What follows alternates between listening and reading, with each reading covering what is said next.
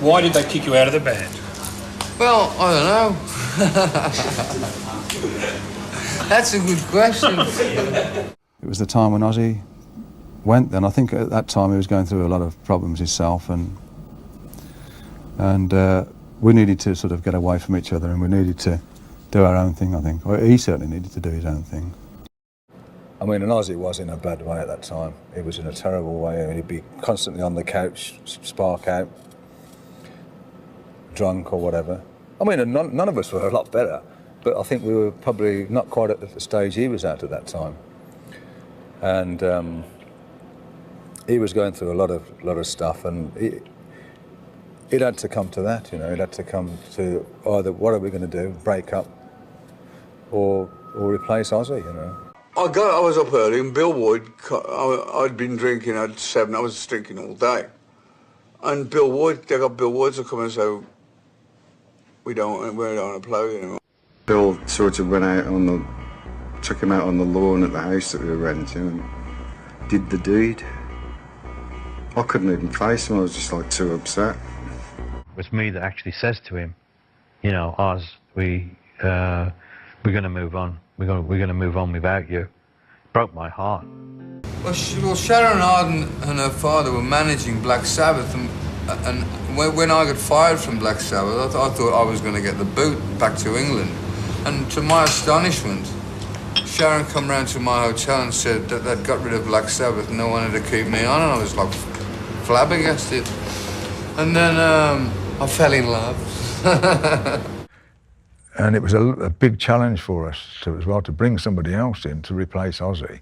And it was at the time where, to be honest, I got unhappy, and I was thinking of moving myself and doing another project. And that's how I met Ronnie. I met him at a party. Sharon, Ozzy's wife, introduced me to him. The first band was called the Vegas Kings, the second band was called Ronnie and the Rumblers, and the third band was called Ronnie and the Redcaps. But that's the band that became Elf. That was the beginning of it all for me. I mean, that's where you kind of learn what you're all about, and it makes you want to do this for the rest of your life. I did about 8 world tours with Purple as Elf, as the opening act for Deep Purple. So I got to know Richie. One day Richie came into the dressing room and said to me, "You're a great singer." That's the only words he ever said to me. The first time he ever said that to me. And I said, "Well, thank you very much." And then then we became friends, and we used to go out and jam a lot. He was in Purple, I was in Elf, but we'd go to clubs and we would jam and have a great time. And then when he left Purple, because he felt Purple was becoming too funky, as he said, because of Glenn, and Ian Pace wanted to be a bit more funky player, and he said, "I want to quit, I want you to form a band with me," because we had the same idea, which was to make classical rock and roll music. See, Richie and I wanted the band to be a rock and roll band with a classical attitude to it. Yeah. That's what we always wanted to be. And then when I started to hear the band become the band that was doing songs like I Surrender and Since You've Been Gone, then from then on it made no sense to me. That wasn't the band I was in. It's not the band I started with Richie.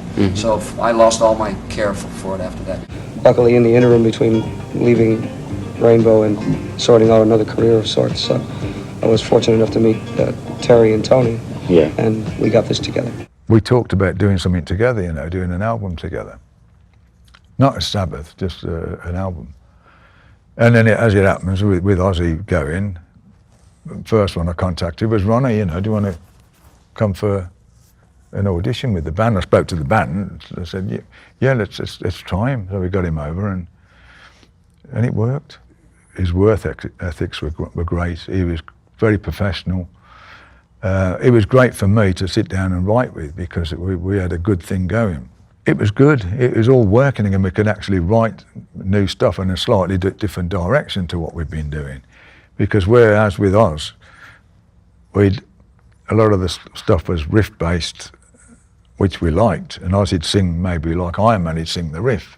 But when we had Ronnie wasn't used to singing over riffs like that. He'd sing across them, and used to singing on maybe chords as opposed to riffs. But it was an amalgamation of the two of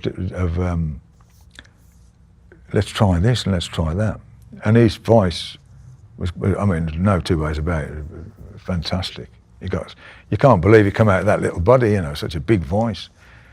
And it was so good. But then we had to prove to everybody else. We had to start again, which in some ways was good because it made us work again, made us get out and try and prove it again.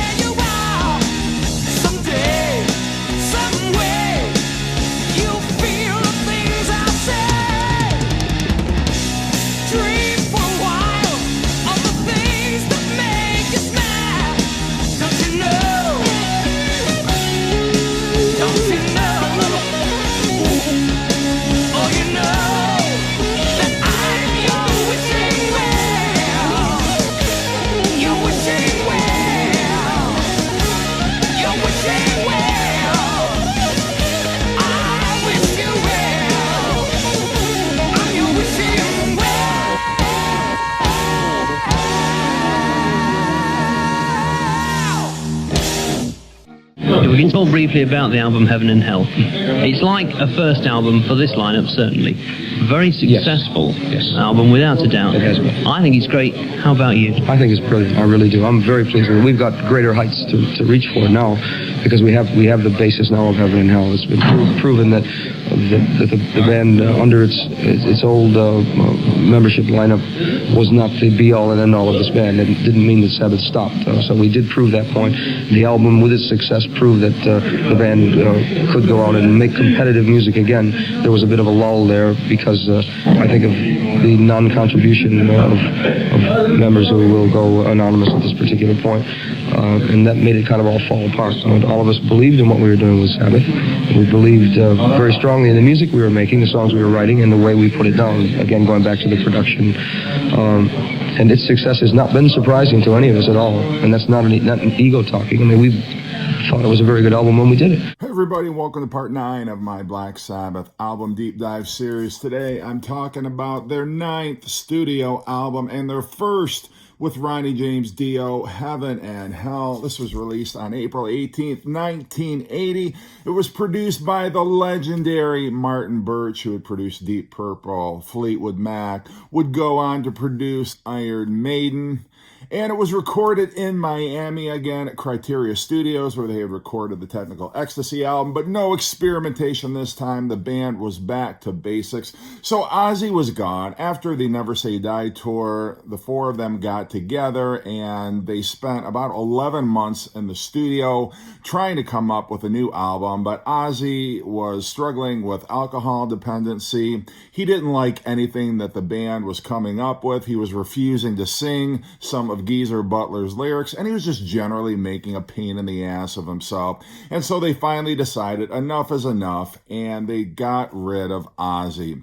And of course, Tony Iommi very fortuitously met Ronnie James Dio. They were introduced by Sharon Arden, who would soon become Sharon Osbourne. Sharon was the daughter of Don Arden, the band's manager. And Tony and Ronnie formed a fast friendship. They eventually decided that let's make this the new Black Sabbath, and began commencing recording for the new record, which would be titled Heaven and Hell. And Black Sabbath was back to basics. There was no more experimentation, no more trying ballads, trying jazz, letting Bill Ward sing. Bill Ward himself was struggling with some alcohol dependency and drug issues. It would not be long before he would be out of the band as well. So it was a time of great transition for Black Sabbath. But Ronnie James Dio and the band reinvigorated them. It brought them back to their heavy metal doom and gloom roots. Although this has kind of a shiny production style. It doesn't feel as heavy and as dark as some of those early Sabbath albums. But there's no denying that this was a band who was entirely reinvigorated. They were coming out swinging with the first album under the new lineup, and Heaven and Hell is just an incredible, incredible album. So let's talk about the song, shall we? So the album opens with Neon Nights, and straight out of the gate, you know, Black Sabbath is not fucking around. This is the heaviest thing Sabbath had recorded since the Volume 4 album, or at least since Symptom of the Universe. Sounds very much like early thrash. Great vocal by Ronnie James Dio. And I think many Sabbath fans have been waiting for the band to kick ass this hard, but what a great album opener.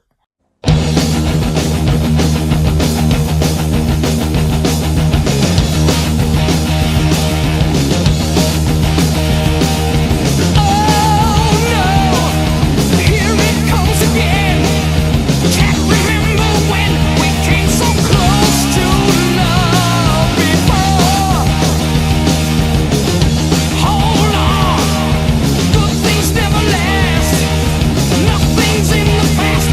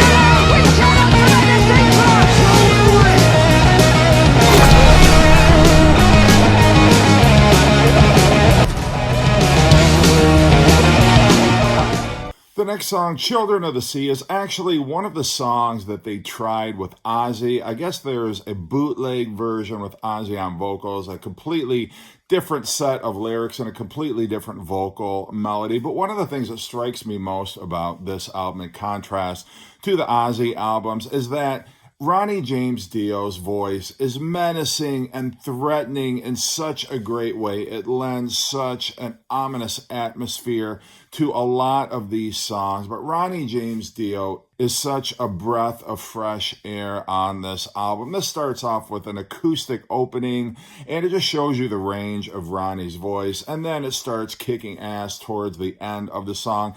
It's interesting to hear what Ozzy's version sounded like, but I think this one is just another classic.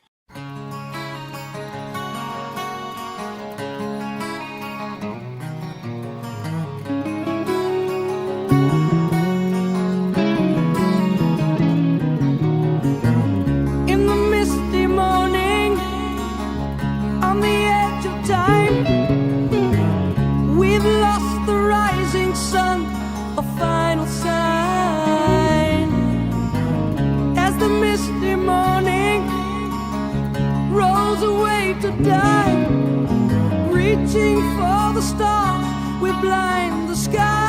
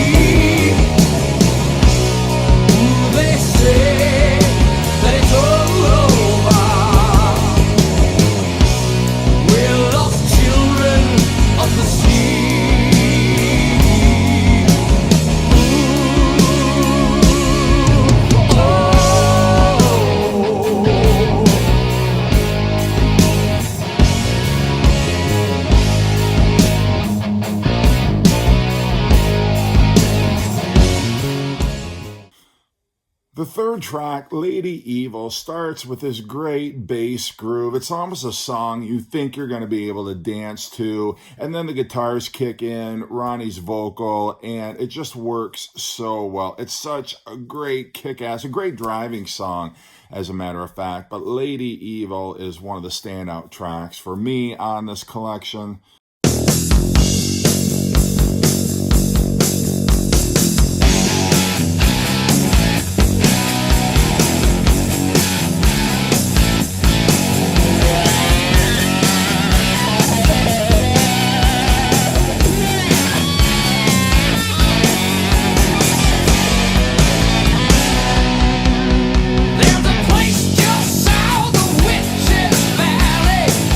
Where they say the wind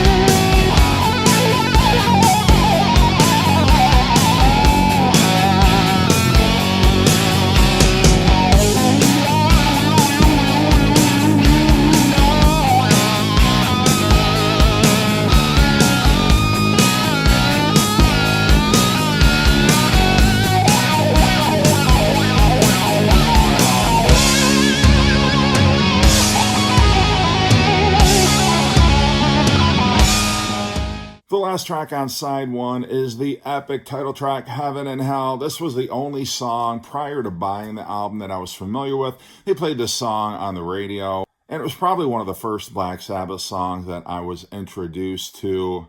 But it is an anthem, as big an anthem as any of those early Sabbath ones, Children of the Grave or Sweet Leaf or N.I.B., any of those classics. This one stands right alongside those, whether you're an Ozzy fan or whether you're a Ronnie fan. This has a great rhythm. It's got a great melody, fantastic lyrics, a tremendous performance. I love how they stretch out instrumentally at the end of this song and go into like a jam, and it's a great, great track. So side two opens up with Wishing Well and Die Young, and both these songs remind me of early Iron Maiden, and I don't know if that's down to Martin Birch's production. I don't know if that's just how Black Sabbath's sound would have evolved anyway, but you have Wishing Well, which has a great drum rhythm. I love Bill Ward's drumming on this particular song. Great commanding vocals by Ronnie. And then Die Young is taken at a much faster tempo, but again, these both really remind me of the early Iron Maiden.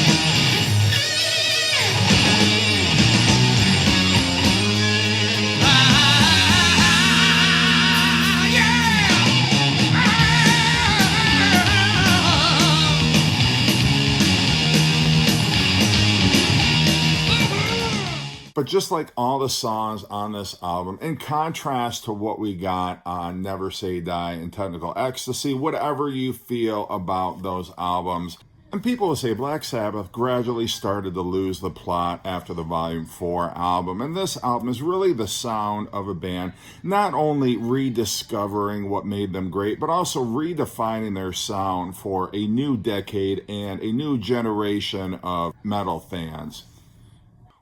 Walk Away has a great Tony Iommi guitar riff and a fat bass performance from Geezer Butler. I love this one. It kind of slows things down a little bit. It's taken it more of a medium tempo, but I really like this song a lot.